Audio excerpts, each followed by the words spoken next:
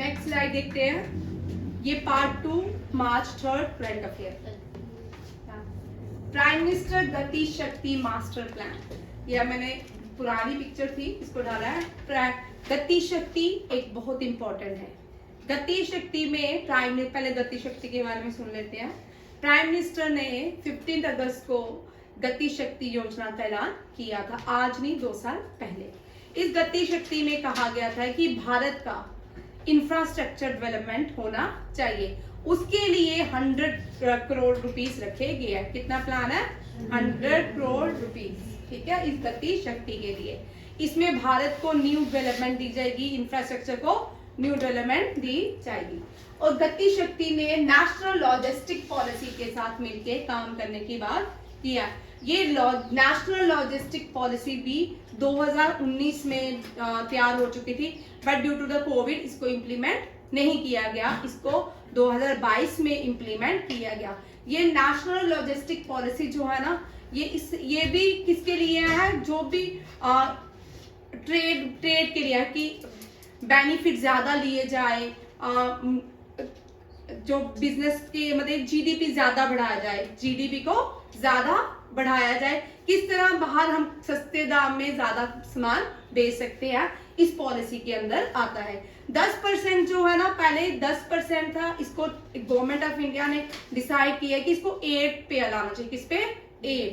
8% में। और इसका जो जीडीपी है कि भारत ने बोला अगर इस पे हम सक्सेसफुल होते हैं तो हमारी जीडीपी 15-16 पे चली जाएगी, ठीक है। इन पे गवर्नमेंट ऑफ इंडिया काम कर रही है।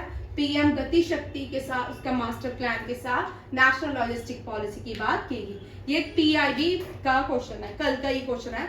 और इसमें ये किसने कहा कि इंडिया इनके ऊपर काम करेगा? पीयूष गोयल के पास कितने डिपार्टमेंट है देखिए भाई। कॉमर्स एंड इंडस्ट्री मिनिस्ट्री है किसके पास? Piyush Goyal. Consumer affair minister है Piyush Goyal. Food and public distribution भी एंड टेक्सटाइल मिनिस्टर भी कौन है? पीयूष गोयल। इन्होंने क्या कहा?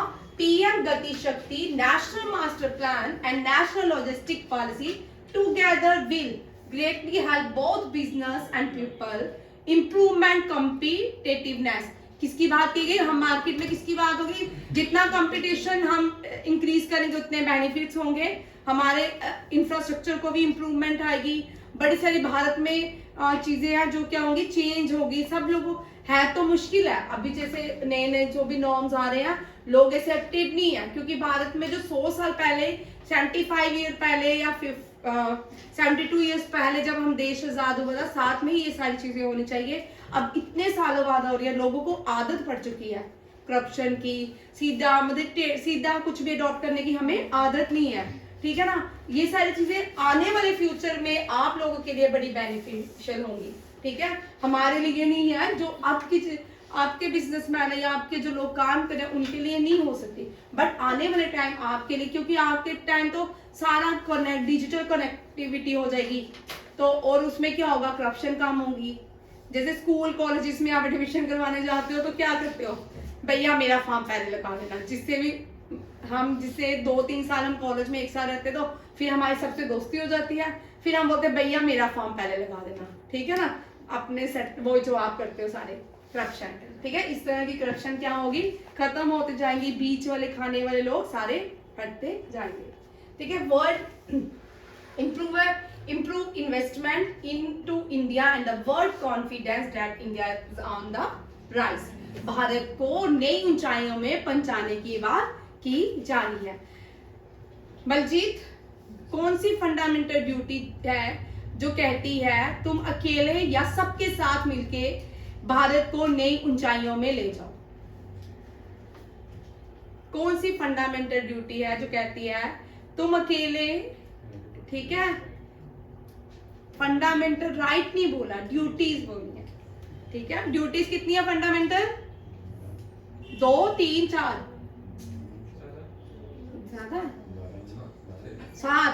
वेरी गुड, पंकज सर को पता होना चाहिए कितनी है। 12, 11, 12, 10, 13, 14, 12 हो गई है फंडामेंटल ड्यूटीज। अच्छा,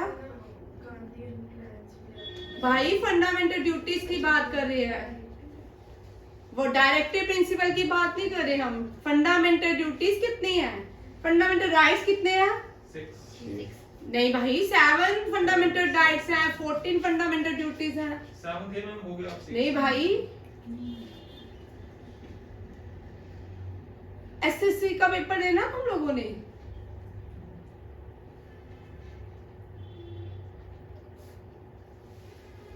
या नहीं देना? नहीं लग रहा है ना। बड़े 11 एक कम हो गई है, पहले 12 ही थी। भाई नहीं 11 ही है, एक ऐड हुई है, ठीक है। पहले 10 फंडामेंटल ड्यूटीज थी, मुझे पता था सोवी, अब देख रहा तो ये भूलेगा, ठीक है। पहले फंडामेंटल ड्यूटी 10 थी, एक ऐड हुई है। वो जो ऐड हुई है वो है कि भारत में रहने वाला कोई भी बच्चा जो 14 साल की उम्र से कम है उसे एजुकेशन प्रोवाइड करवानी है। ये भी क्या है, 11 fundamental duty. 10th fundamental duty बोलती है आप अकेले या सबके साथ मिलके भारत को नई ऊंचाइयों में ले जाओ। आप फंडामेंटल ड्यूटी एक ये भी बोलती है कि जैसे हमें अपने हेरिटेज धरोहर को बचा के रखना है। हम जैसे नेशनल जैसे पार्क से आते हैं, गवर्नमेंट की बसेस जाते हैं, उनको फाड़ते रहते हैं ना, वो हमारे कॉन्स्टिट्यूशन ने उसका भी प्रोविजन रखा है कि फंडामेंटल ड्यूटी मिला है कि जितने भी गवर्नमेंट की चीज है, जो भी प्रॉपर्टीज है देश की, उनको बचा के रखना है। हम किसी भी पार्क में जाते हैं, लोग लाइटें देखते हैं, हमारे भारत में तो अक्सर ऐसा होता है, चल एक पत्थर लेते हैं, चल भाई, ठीक है ना। और इस तरह ये भी हमारी क्या है, ड्यूटी है। हमने नेशनल पार्क, जितनी भी हमारी हेरिटेज साइट्स हैं, जो भी जो मेंटेनेंस है, उसको हमने बचा के रखना है। फंडामेंटल ड्यूटीज पढ़ो भाई, 12 नहीं, यहाँ 11 है, ठीक है। कितनी है? राइट टू एजुकेशन, हर एक बच्चे को फंडामेंटल राइट भी है, ड्यूटी में भी आता है और डायरेक्टिव प्रिंसिपल में भी आता है, ठीक है। तीनों में आता है। कौन सा? Right to education to children up to below the age of 14, ठीक है, याद रखिएगा। 14 साल तक भारत का हर एक बच्चा, उसको क्या हक है कि वो स्कूल जाए और पढ़ाई करे। और कोई भी इसका गार्डियंस हम भी हो सकते हैं, ये भी हमारी भी ड्यूटी है। ये क्वेश्चन समझ आ गया? प्राइम मिनिस्टर कौन है भारत का? अच्छा, फर्स्ट प्राइम मिनिस्टर कौन है? वेरी गुड, आप इंटेलिजेंट हो गया। फर्स्ट प्राइम मिनिस्टर है JL Nehru. Second prime minister अब अटल बिहारी, राजेंद्र प्रसाद। कौन? गुलजारीलाल नंदा। और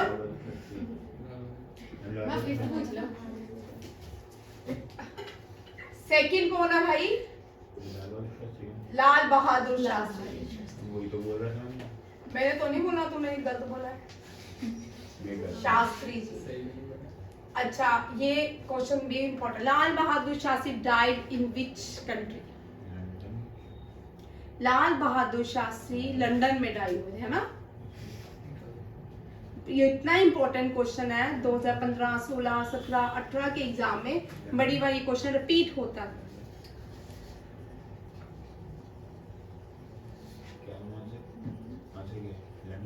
भाई इंडिया पाकिस्तान के बीच वॉर हुई थी 1971 में। ये वॉर के बीच में रही है। हाँ, वो ठीक है। साइमन गोबैक क्या है?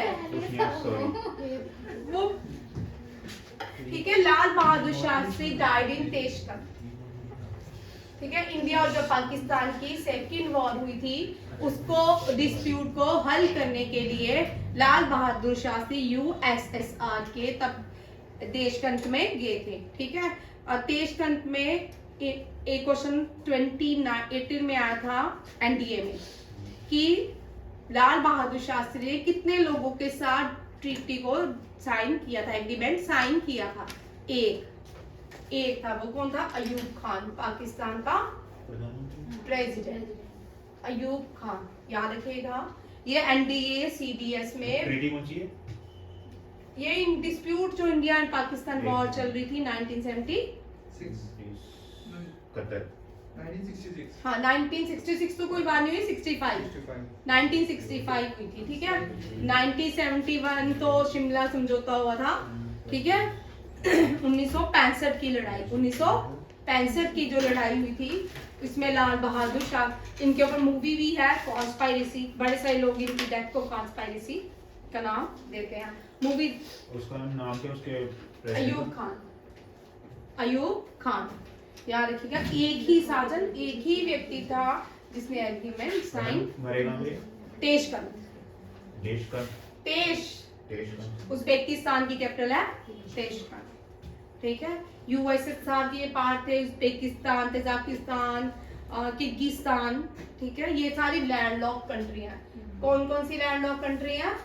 Central Asia, Central Asia. Landlock क्या होता है? जिसके सी ना हो, ओशन ना हो, जो लैंड से घिरी हुई देश होती है। सबसे बड़ी जो है ना दिशा, वो कौन सी है? भाई तुम क्या करते हो? किर्गिस्तान, किर्गिस्तान जो है लार्जेस्ट है लैंडलॉक कंट्री। सुनिधि, स्मॉलेस्ट? हाँ जी, अच्छा smallest country in the world?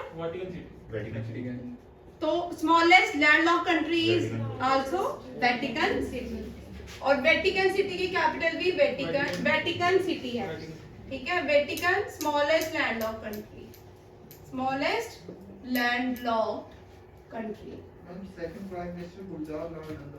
ओ भाई नहीं है,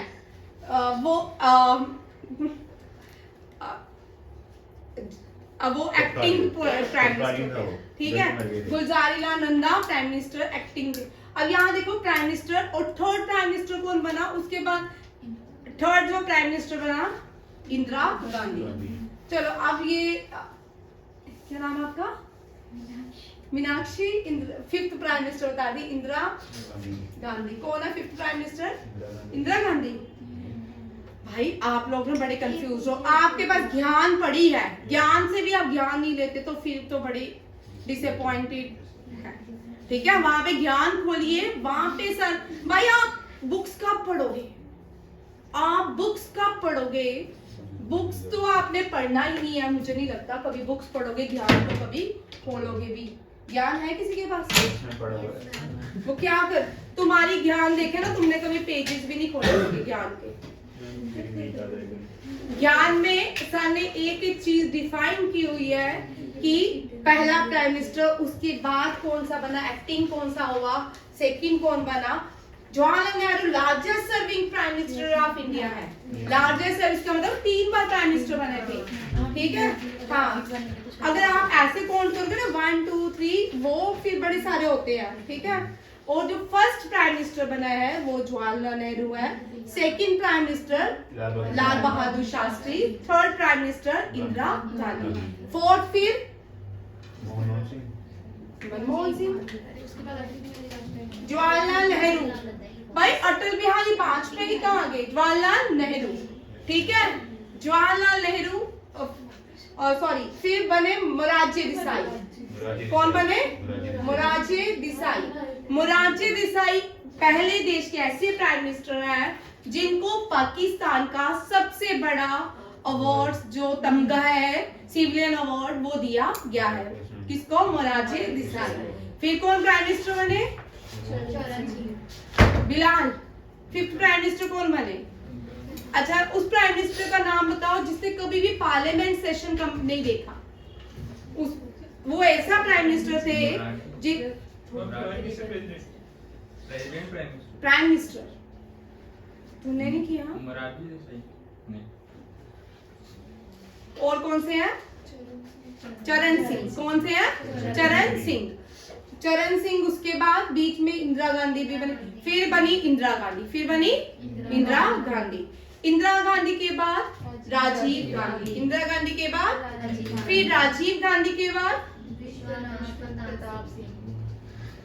वीपी सिंह। भाई तुम, उसके बाद वीपी सिंह क्या बने? भारत के फिर बने एचडी देवेगौड़ा, फिर बने एक दिन अटल बिहारी वाजपेयी, फिर एचडी देवेगौड़ा, फिर आईके गुजराल, फिर बने अटल बिहारी वाजपेयी। अटल बिहारी वाजपेयी 2004 तक प्राइम मिनिस्टर रहे। फिर उसके बाद 2004 से 14 तक मनमोहन सिंह, डॉक्टर मनमोहन सिंह। फिर मनमोहन सिंह 2014 हो गया। 2014 के बाद कौन बना? ये नरेंद्र मोदी। ठीक है, 14 और 24 के बीच कौन बना? मोदी। ठीक है, और सबसे लॉन्गेस्ट सर्विंग प्राइम मिनिस्टर कौन है? तुम हर चीज को टिप्स में क्यों नहीं याद करते? जब आप याद करते हो फिंगर्स के टिप्स में कौन किया करो। बिलाल तुझे मैं मारूंगी, तुझे डांट पड़ने वाली है। आप ज्ञान को, आपको ज्ञान मिल गया बच्चा? तुझे नहीं मिली? ज्ञान में सब है। ज्ञान अगर पढ़ लेते हो ना तब भी आपका हर एक एग्जाम क्लियर हो सकता है। पॉलिटी है, ज्योग्राफी है, फिजिक्स है, केमिस्ट्री है, सारे ज्ञान में एक एक चीज है। इंदिरा गांधी क्या? इंदिरा गांधी भी ज्ञान में है। ठीक है, इंदिरा गांधी नहीं, JL नेहरू। इंदिरा गांधी भी 2 बार प्राइम मिनिस्टर बनी है। जवाहरलाल नेहरू भी 2 बार प्राइम मिनिस्टर बने हैं। ठीक है, देश की पहली women prime minister Indira Gandhi. Iron lady भी कहते हैं। Operation Blue star, 1983। हाँ ब्लू स्टार, ये भी इंदिरा गांधी ने लॉन्च किया था। Operation Blue Star. अब है landlock country largest, Kyrgyzstan smallest, Vatican. ठीक है, एक क्वेश्चन आया था 2018 के एग्जाम में कि क्या अफगानिस्तान लैंडलॉक कंट्री है? SCO की मेंबर है Afghanistan. SCO means Shanghai Cooperation Organisation. Afghanistan landlock country है बट अफगानिस्तान SCO की मेंबर नहीं है। ये क्वेश्चन था। अफगानिस्तान जो कि लैंडलॉक कंट्री है बट क्या वो SCO की मेंबर है? नहीं है। ठीक है, SCO की मेंबर नहीं है। अभी 8 ही कंट्रीज SCO की मेंबर है। रिसेंटली 9th जो थी ईरान है, कोई उसको एडिशन नहीं अभी तक उन्होंने किया SCO में। ठीक है, शंघाई कोऑपरेशन ऑर्गेनाइजेशन, ये इसके 9 मेंबर्स हैं और इसका हेडक्वार्टर भी शंघाई में है। कहाँ पे है? इस साल भारत में SCO की भी मीटिंग, प्रेसिडेंसी भी भारत के पास है। G20 भी भारत के पास है, SCO भी भारत के पास है। वर्ल्ड सस्टेनेबल डेवलपमेंट की कॉन्फ्रेंस भी भारत में हुई। ठीक है, कि वहां हुई भारत में। ये क्वेश्चन बड़े इंपॉर्टेंट है, आपको याद रखने हैं। नेक्स्ट क्वेश्चन है क्या? वन लाइनर है, इनको खास डिस्कस। बोल भाई। SCO का भी कोई थीम है? भाई थीम तो है, आ रहा होगा, देखते क्या आता है। अब यहाँ पे देखिए बच्चा, वन लाइनर देखते हैं। ठीक है, इनको ज्यादा डिस्कस नहीं करेंगे, ये सारे वन लाइनर है। वर्ल्ड बुक फेयर, कोविड के बाद वर्ल्ड बुक फेयर नहीं हुआ, ये मेरे ख्याल में पहला है। ठीक है, ये न्यू दिल्ली में ऑर्गेनाइज किया जा रहा है। 25 फेब से स्टार्ट हुआ था और 5 मार्च तक चलेगा। एलोरा जनता इंटरनेशनल फेस्टिवल, ये महाराष्ट्र में ऑर्गेनाइज हुआ है। कहाँ पे? महाराष्ट्र में। एक और फेस्टिवल है नीचे, अच्छा ठीक है। अब तेजिंदर पाल सिंह, तो ये इन्होंने गोल्ड मेडल जीता है किसमें? नेशनल थ्रो चैंपियनशिप में। ठीक है, गोल्ड मेडल, नेशनल गेम्स हो रही हैं एथलीट्स की, और उसमें तेजिंदर पाल सिंह तोर ने अपना गोल्ड मेडल जीत लिया है। अब इटली की कौन सी प्राइम मिनिस्टर आई है? और जॉर्जिया मेलोनी, इसलिए इम्पोर्टेंट। जॉर्जिया मेलोनी और कौन से प्रेसिडेंट? इजिप्ट के प्रेसिडेंट इंपॉर्टेंट है, बोलो कौन है? मोहम्मद एल सीसी इसलिए इंपॉर्टेंट है। रिपब्लिक डे में वो चीफ गेस्ट थे। वो क्या थे? चीफ गेस्ट थे। 73rd रिपब्लिक डे में चीफ गेस्ट कौन थे? Mohamed El Sisi. ये कहाँ के हैं? इजिप्ट के। ठीक है, और थीम देखो रायसेना, और यहाँ पे रायसेना डायलॉग को इनॉग्रेशन किया था प्राइम मिनिस्टर ने, प्रेसिडेंट ने नहीं किया। ठीक है, मैंने आपको बोला था कि प्रेसिडेंट करता है। रायसेना में प्रेसिडेंट का ऑफिस होता है, बट इनॉग्रेशन किसने किया है? प्राइम मिनिस्टर ने। देखो, provocation, uncertainty, turbulence, light horse in the tempest, ये इसका क्या है? सब्जेक्ट। आपको ये सारे और थीम याद रखने हैं, इंपॉर्टेंट। नेक्स्ट देखो, परशोत्तम, ये JKSSB के लिए इंपॉर्टेंट है, ठीक है।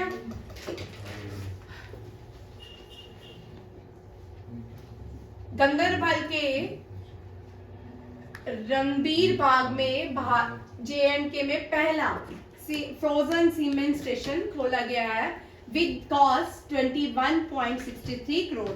ये हेल्थ मिनिस्टर ने डिक्लेयर किया। हेल्थ मिनिस्टर कौन है? परशोत्तम रुपाला, ठीक है। पहला सीमेंट स्टेशन कहाँ खोला गया? जम्मू एंड कश्मीर में, रणबीर बाग। इसका एक क्वेश्चन ये बनता है। फिर पूछ सकते हैं अंडर किस मिशन के? राष्ट्रीय गोकुल मिशन, राष्ट्रीय गोकुल मिशन, याद रखिएगा। इसके बाद की कास्ट भी पूछ सकते हैं 21.63। ये 2 बार मैंने लिख दिया है, ठीक है। यहाँ पे कटिंग की करेक्शन करनी थी, ठीक है। देख लीजिए, ये पोर्टसर अवार्ड है। ये हेल्थ, इन्होंने कोविड के टाइम बड़े अच्छे काम किए हैं हेल्थ डिपार्टमेंट ऑफ इंडिया ने, तो उनको पोर्टसर अवार्ड दिया गया है, ठीक है। उनके एप्रिसिएशन के लिए उनको कौन सा अवार्ड दिया है? पोर्टसर अवार्ड। आगे tribal affair minister Arjun Munda. Tribal affair minister कौन है?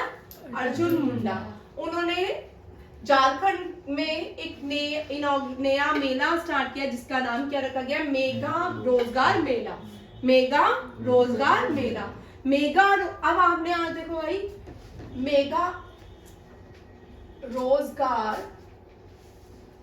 आज आपने कितने मेले किए? कृषि मेला, ठीक है, किसने बनाया? ठीक है, बुक फेयर मेला, ठीक है। देखिए भाई, ट्रिक तो इसी तरह ही बनते हैं। ट्रिक आप, मैंने तो बताने, आपने याद करने, ट्रिक तो आपने ही याद करने हैं, ठीक है। आज जितने भी मेला आए ना, आपको 1-2 बार करोगे ना, करंट अफेयर याद करने का तरीका ना बड़ा इजी लगता है मुझे। आज जो पढ़ा है, ठीक है, रात को रिपीट करो, ठीक है। फिर 3 डेज के बाद फिर रिपीट करो, जैसे परसों किया, ठीक है। फिर 7 डेज के बाद फिर से इसको रिपीट करो, फिर 1 मंथ में इसको फिर रिपीट करो। जो भी पेज पढ़ते हो उसको 1 मंथ में पूरी कॉपी को फिर से रिपीट करो। और इस तरह करंट अफेयर बार बार रिवीजन करने से याद हो जाता है। हम 6 मंथ के अभी रिसेंटली पेपर हुआ है FCAT का, वहां भी किया। उससे पहले SI का एग्जाम हुआ, वहां भी करंट अफेयर उठाए। अब एक बार CHSL के लिए दोबारा से करेंगे पिछले 6 मंथ के करंट अफेयर। फिर से क्या होगा, आपके पास सारे के सारे करंट अफेयर याद होते रहेंगे, बार बार रिपीट होते रहते हैं। अभी हम सितंबर, अक्टूबर, नवंबर, दिसंबर के सारे करंट अफेयर बीच बीच में रिपीट करते हैं और आपको सारे के सारे ही याद हो जाएंगे। याद रखिएगा, रोजगार मेला झारखंड के सरिकिला में, ठीक है। और बुक फेयर मेला न्यू दिल्ली, और कृषि पूर्सा कृषि मेला वो भी न्यू दिल्ली। और ये मैं आपको पहले क्वेश्चन करवा चुकी हूँ डी योगेश का। अब थोड़ा सा डिवीजन मैंने एक रखी है, इंपॉर्टेंट है, कल मैंने आपके लिए बनाया था। यहाँ पे